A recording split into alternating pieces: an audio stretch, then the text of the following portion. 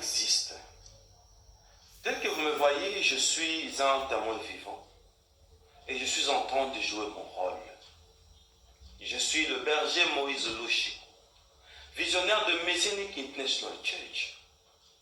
Nous avons parlé de la première partie, les débuts du commencement. Comment cette histoire étourdissante a commencé. Et nous sommes à notre deuxième partie. Bien-aimés dans le Seigneur, je vous salue tous dans le nom merveilleux du Seigneur Jésus-Christ. Et ma joie est immense. Merci pour votre fidélité sur nos diffusions. Et merci pour toutes vos questions que vous posez par rapport à nos programmes. Et je voudrais que nous puissions tous réfléchir. Et notre souci est que la volonté de Dieu s'accomplisse. La volonté de Dieu est que nous puissions comprendre que l'au-delà existe. Et nous, Dieu nous a utilisés. Et laissez-moi vous dire que ces expériences sont plus fortes que ça. Quand j'en parle, la peur monte de mon cœur et je suis en train de vous communiquer cette peur. Et pourquoi la peur? La peur parce que nous les vivants, nous marchons sur cette terre. Nous ne savons pas ce qui nous attend au-delà du soleil. C'est le pourquoi de cette émission. Et nous continuons notre explication. Quand je suis arrivé dans une longue route, comme vous l'avez suivi à notre première émission, l'ange Gabriel m'y a placé et il m'a dit, ceux qui meurent prennent seuls cette route. Et je voudrais ouvrir une parenthèse pour dire, si aujourd'hui, il y a quelqu'un qui te conduit dans un péché, et que si ce péché te conduisait à la mort, sache, tu seras seul pour te justifier. Même s'il y avait quelqu'un qui était à la base, comme Adam a dit, quand Dieu lui a posé la question, as-tu mangé l'arbre de la connaissance du bien et du mal que je t'avais défendu? Adam a dit, c'est la femme que tu as placée à côté de moi. Attention, bien-aimé. Même s'il y a quelqu'un qui était promoteur d'une bévue, d'un péché, d'une infidélité, d'un dérèglement qui t'ont conduit à la mort, et ces jours-là, tu te retrouveras seul. C'est pourquoi la vie chrétienne, c'est un chemin seul. Donc il faut prendre des dispositions et fournir seul des efforts. Parce que les jours où nous allons nous retrouver au-delà, nous serons seuls. Prions le Seigneur. Oh Dieu, ce temps, c'est ton temps. Nous voulons découvrir encore, méditer encore sur ce qui se passe au-delà du soleil. Aide-moi, Seigneur, à être fidèle à ce que tu m'as fait voir, que je n'ajoute rien, que je ne retranche rien, et que je sois un sujet de bénédiction pour le monde entier qui me suit en ce moment. Je proclame l'onction nécessaire pour l'audition et l'oration. Au nom de Jésus-Christ. Amen. Chers bien-aimés, cette histoire, cette expérience inoubliable continue. Quand on m'a placé sur cette route, j'ai commencé à marcher. J'évoluais seul. Et la route avait pris au moins une distance de 400 mètres, 300 mètres. Je suis arrivé jusqu'au bout de ce trajet. Et là, j'ai vu des directions. Une direction qui mène vers la droite et une autre vers la gauche. J'étais à la bifurcation. C'est-à-dire, il y avait un rond-point. Et le rond-point s'arrêtait là. Les deux directions devaient être empruntées par tout mort qui venait à peine d'arriver à la bifurcation comme moi. Je me suis retrouvé seul dans un monde inconnu. Et tout personnes que je voyais m'étaient aussi inconnues. Il y avait des détails tels que vers la droite, la route que j'avais empruntée était arrivée vers le rond-point et vers ma droite, je vis une nouvelle direction, mais qui prenait les escaliers, qui avait tendance à monter, mais sans support. Alors, ça montait et j'ai vu une entrée. Cette entrée avait un portail à double battant. Et là, le portail était ouvert. Il y avait une lumière. Cette lumière était tellement vive et des tendances de nuages qui ne me permettaient pas de voir ce qui était au-delà de ce portail. Mais j'entendais des chants qui sortaient de cette entrée. À ma gauche, je vis encore une entrée. Mais cette entrée avait un portail aussi à double battant. Là, c'était vers ma gauche. Il y avait une épaisse nuée en forme de fumée noire. Et dès l'entrée, vous sentez que ça, c'est un monde de ténèbres. C'était effrayant. C'était vraiment effrayant. Et moi, j'étais à la bifurcation. Et j'ai vu des milliers d'anges à cet endroit. Et je voudrais un peu décrire comment étaient ces anges. Tous étaient habillés en blanc. Mais leurs robes, leurs tuniques pendaient. Et ces anges n'avaient pas de pieds. Et leurs robes pendaient et couvraient leurs pieds. Et pendant que je m'étonnais, l'un de ces anges s'est approché. Et il m'a accueilli. Bienvenue, homme, toi qui as trouvé la grâce d'arriver jusqu'en ces lieux. Ainsi, tu seras notre porte-parole sur la terre. Tout ce que tu verras, tu vas le dire fidèlement au monde entier afin qu'ils aient une idée sur ce qui se passe au-delà du soleil. Et quand il a dit ça, directement il a lu mes pensées. Il s'adressa à moi pour dire, tu te poses des questions pour savoir qui nous sommes. Nous sommes les gardiens de l'au-delà.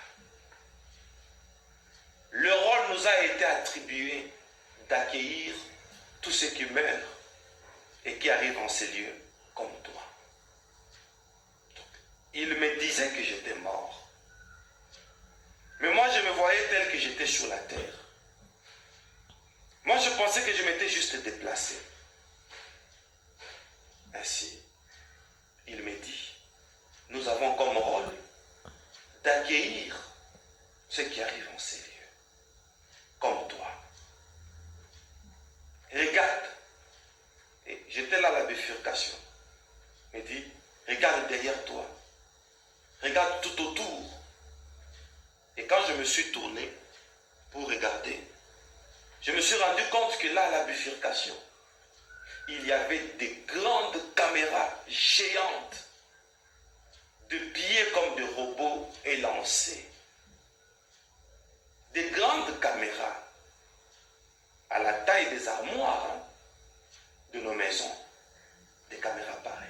C'était tellement énorme. Et il me dit, regarde tout autour. Et je me rends compte que tout autour, c'était comme une station avec plusieurs caméras qui étaient identiques. Et il ajouta pour dire, c'est ça notre rôle. Tout que vous faites sur la terre, en bien comme en mal, est filmé ici. Le bien que vous faites est filmé pour vous justifier quand vous serez ici. Le mal que vous faites est filmé pour que vous puissiez vous rendre compte de ce que vous avez été et de ce que vous avez fait étant sur la terre. Il me dit, regarde, et il me fait voir la gauche, et je regarde vers la gauche. Il dit, cette entrée que tu vois, c'est pour tous ceux qui meurent dans le péché et ceux qui ne se sont pas encore convertis, dont la mort a surpris. Et notre rôle, c'est de vous montrer votre direction. Pendant qu'il était en train de parler, je me suis rendu compte qu'à chaque seconde, il y avait de milliers de morts qui arrivaient. De milliers de morts qui arrivaient là. Et je me suis plus intéressé aux détails qu'on me donnait sur la bifurcation et sur l'au-delà. Mais il regarde vers la droite. Et quand je regardais, je vis l'entrée qui donnait des rayonnements éclatants avec une belle lumière et de nuées lumineuses. Et il me dit, c'est là l'entrée vers le paradis. Tu as entendu parler du paradis? C'est là. C'est ce que tu es en train de voir. Bien-aimé, le premier sentiment que j'ai eu, je me suis dit, pourquoi le monde entier n'est pas informé de toutes ces réalités? J'ai eu peur à la place du monde. Sur la terre, nous mangeons, nous buvons. Nous nous régalons, mais nous ne nous rendons pas compte qu'après cette vie, il y a encore une autre vie. C'est-à-dire, quand nous vivons, et si la mort nous surprend, il y a deux autres vies. Après la vie unique que nous avons eue sur la terre. Mais là-bas, il y a deux autres vies. Pour ceux qui sont morts en Christ, ils sont sans tâche. C'est ce que cet ange m'avait dit. Ils prennent la droite. C'est une nouvelle vie après la vie terrestre. Et pour ceux-là qui sont morts dans un état de péché, et ils sont morts étant païens, ils vont aller pour une autre vie, dans le séjour de mort. Et il me dit, c'est là-bas où il y a des pleurs et des grincements des dents, mais ce n'est pas encore le jugement dernier. Oh mon Dieu. Ainsi dit, j'ai vu de milliers de morts qui étaient là déjà derrière moi, et d'autres qui empruntaient la même route que moi. Je me suis rendu compte que les gens meurent en milliers et à la seconde. Oui, c'est vrai. Chers internautes, téléspectateurs, et même ceux qui nous suivent à la radio MIC, j'ai soupiré tel que je l'ai fait maintenant. Le préjugement a commencé. Et là, j'ai vu une femme qui est venue. Ces anges-là accueillaient tous les nouveaux morts qui arrivaient. Et ils insistaient pour dire, notre rôle, c'est vous montrer votre direction, qui sera votre destination finale. Avant de continuer, réfléchissons. Sur cette terre, il y a deux vérités qui nous échappent. Nous naissons une fois et nous mourrons une fois. Tel que chacun de nous a sa date de naissance, tel qu'il en aura aussi celle du décès. Une cette date. Nous naissons une fois, nous mourrons une fois. Réfléchissons. Ainsi, chers bien-aimés, une dame est arrivée. Et les anges ont donné des instructions. Ils expliquent à tout moment, chaque fois qu'il y a de nouveaux morts, quand ils viennent en bloc, en milliers, ils commencent à donner des instructions. Voilà notre rôle, comme je viens d'expliquer, c'est de faire ça, c'est de faire ça. Et ils montrent des caméras. Je me suis rendu compte que tous les morts étaient surpris. C'était une surprise. Alors ils choisissaient pour dire, ils ont dit à la dame, toi, nous te donnons la place, c'est la gauche. Et déjà qu'ils avaient donné les explications, tous les morts avec moi, nous étions là. Et cette dame avait déjà compris que c'est là à gauche où il y a les pleurs et le grincement des dents. Mais ce n'est pas encore le jugement dernier. Tous nous étions vraiment frustrés. Et vous savez, il arrive des fois quand nous voyons des rêves d'horreur, nous nous disons, il faut que ce soit même un rêve. Et effectivement, quand on se rend compte que c'est un rêve, on fait un ouf d'assoupissement. Franchement, des choses qu'on voyait, nous étions tellement frustrés. Et maintenant là, j'ai un ouf d'assoupissement. Parce que on m'avait retourné. Peut-être toi, on ne te retournera pas. Si toi tu mourras, si toi on te donnera une direction qui sera ta destination finale. Comme cette femme. On lui montre la gauche, elle dit, non, non, moi je ne mérite pas la gauche. Pourquoi? Moi je vais seulement à la droite. L'un de ses anges, gardien de l'au-delà, lui a dit, tu ne sauras pas aller là-bas. Non, moi je vais seulement aller à droite. Et là je lui ai dit, tu ne pourras pas. Si tu doutes, essaye. Elle a douté. Elle a essayé. Elle a regardé vers la droite. Elle a commencé à se diriger là.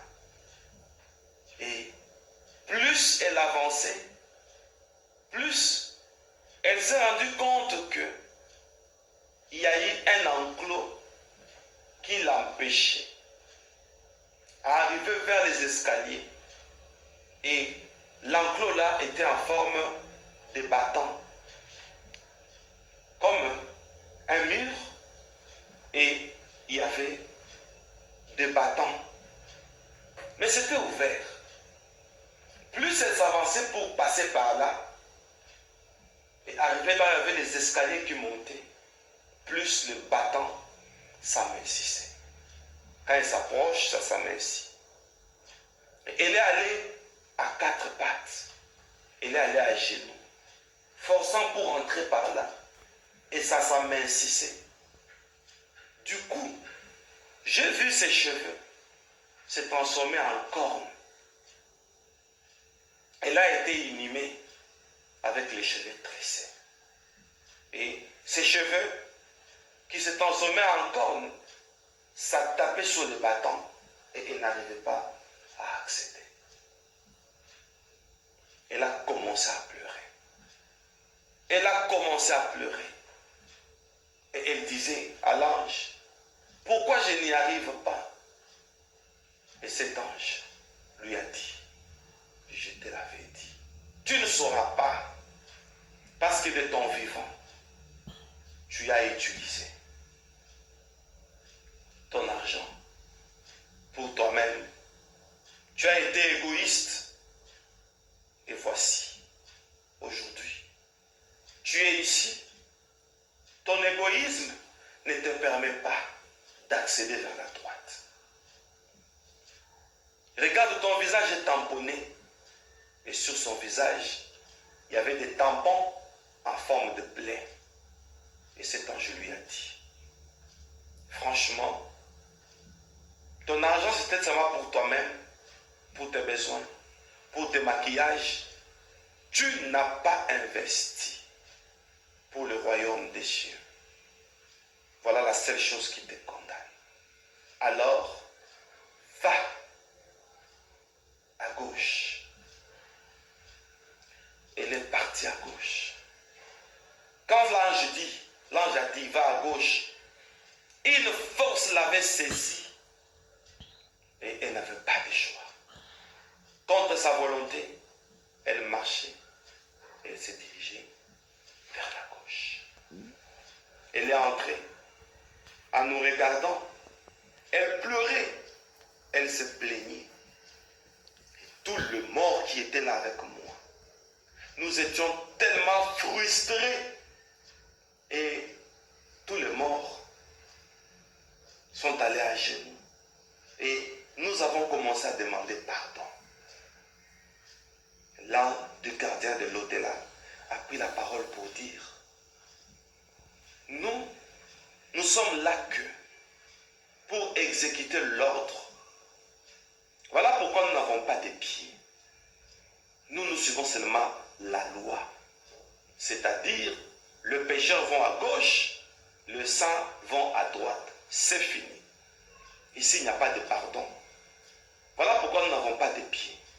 Parce que le pardon, c'est par rapport à l'évangile. Nous ne connaissons pas l'évangile. L'évangile, c'est pour vous. Le péché, c'est la transgression de la parole de Dieu. Et comme cette parole a été prêchée dans vos églises, nous donnons l'ordre à ce que vos anges de l'église viennent ici. Parce que ce sont eux qui doivent décider si vous pouvez obtenir le pardon ou pas. À l'instant, je vis de milliers d'anges des églises. Et le préjugement avait commencé. Le premier prend la parole. Et là, on m'a montré que l'échantillon de 5 personnes. Seulement. Le premier prend la parole. Il regarde le suivant après cette femme. Il lui dit, toi tu demandes pardon. Mais ta place c'est la gauche. Tu ne mérites pas le pardon. Parce que j'étais dans une église proche de toi. L'ordre m'a été donné de te bénir. Mais, parce que tu n'entres pas à l'église, tu as manqué la bénédiction. Cette droite que vous voyez, ce n'est pas pour ceux qui n'ont pas adhéré dans les églises, c'est seulement pour les chrétiens qui ont valorisé l'église. Alors, comme tu ne participes pas à l'église et que la mort t'a surpris, alors va à gauche. Il est parti à gauche, pleurant amèrement. Et c'est passé ainsi. Le deuxième ange regarde l'autre personne avec indignation. Il dit, moi je te connais, mais toi tu ne me connais pas. Mais tu n'as pas servi. La droite que tu vois, c'est le processus vers le royaume des cieux. Et le royaume des cieux, c'est un royaume de sacrificateurs. Le fait que tu n'as pas servi, tu n'es pas un sacrificateur. Alors, va à gauche. Tout le monde voyait comment elle allait à gauche, pleurant amèrement. Bien-aimé, le troisième ange, il regarde l'autre candidat avec indignation. Il lui dit, moi je te connais, mais toi tu ne me connais pas. Tel que tu es là, tu étais gagneur d'âme. Mais il y a une dame que tu as gagnée. Cette dame, tu l'as tuée. Regarde le sang dans tes mains. Et il regarde. Et nous nous sommes rendus compte qu'il avait du sang et le sang l'a coulé. On ne s'était pas rendu compte.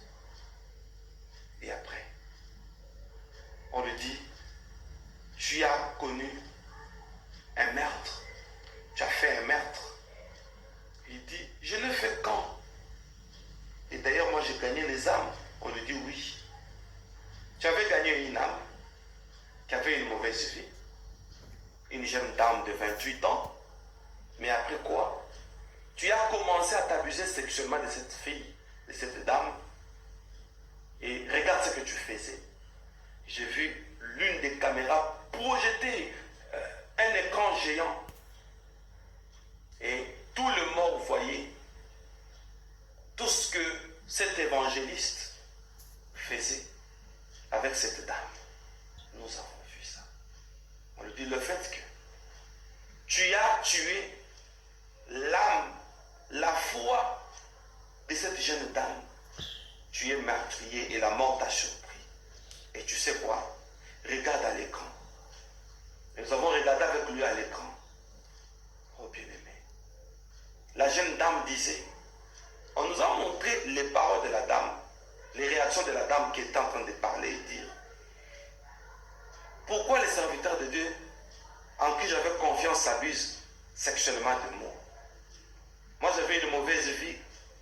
On m'a présenté Jésus et je viens en Jésus. On s'abuse encore de moi. Autant rentrer dans ma vie païenne. Et on lui pose la question. Tu as vu?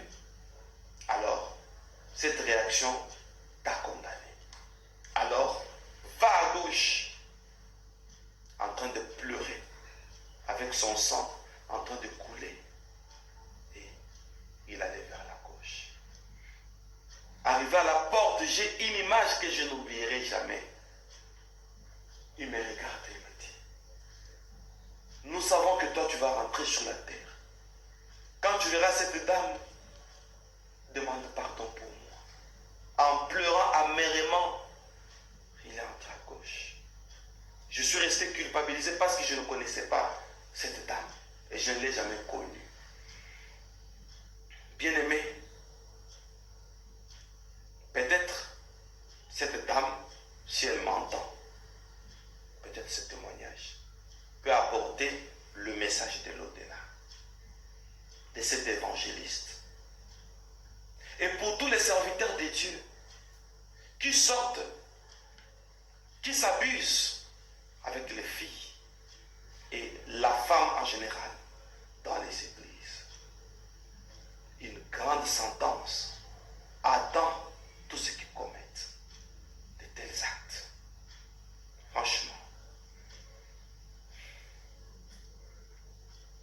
Et j'ai vu un autre ange qui regarde avec indignation une autre personne, un nouveau mort, et lui dit, toi, tel que tu es là, tu étais à l'église bien sûr,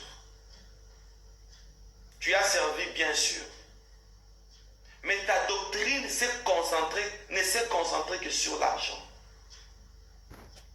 Alors, comme tu as valorisé l'argent plus que le message qui devait te servir comme point culminant, alors va à gauche, c'était sans pitié.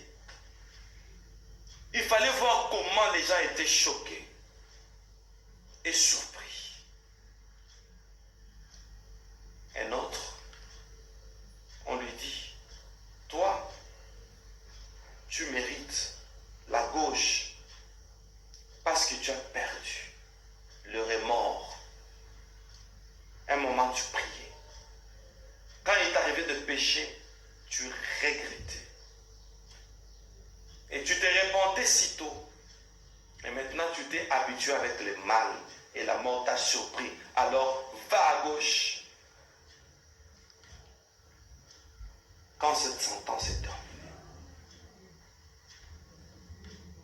on me pose une question. Moïse, comment es-tu né? C'est la seule question que moi on m'a posée. Et j'ai trouvé cette question banale. J'ai dit, mais je suis né de mon père et de ma mère. Et l'un de ces anges gardiens de l'au-delà me dit, parce que tu es né de ton père et de ta mère, avec un air sévère, il me dit, alors va à gauche. Oh bien-aimé, moi qui ai servi le Seigneur pendant plus de 25 ans, connu Jésus depuis l'âge de 10 ans. Et on me dit, va à gauche. Une force m'a saisi. J'étais frustré comme les autres. Je marchais sans le vouloir. Je me suis dirigé aussi vers la gauche, curieusement. Et là, c'était mon entrée dans le séjour de mort. Voilà la partie d'aujourd'hui. Nous allons nous limiter par là pour méditer, pour libérer la parole. Il y a quelqu'un avec moi ici, le frère Endel, ici. Il va prendre votre place pour me poser des questions et enrichir cette deuxième partie de la bifurcation. Nous allons passer à cette deuxième étape avec un esprit de méditation. Merci pour votre attention et méditons tous ensemble.